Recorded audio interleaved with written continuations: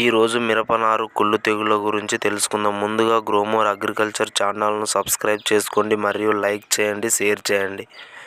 మిరప నారు కుళ్ళు ప్రధానంగా నారు విత్తిన 2 వారాల్లో నారుమడిలో కనిపిస్తుంది. ఆ నారు కుళ్ళు తెగుళ్లు సోకిన మడిలో సుడులుగా పైనుండి కిందకు ఎండిపోయి మాడిపోతుంది, చనిపోతుంది.